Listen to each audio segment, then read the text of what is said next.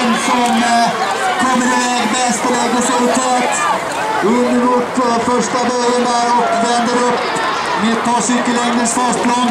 Helena Sund följd av Sofie Andersson och sen har vi då Simone Banasinski och Nanna Grönbäck som krigar åt om den tredje platsen.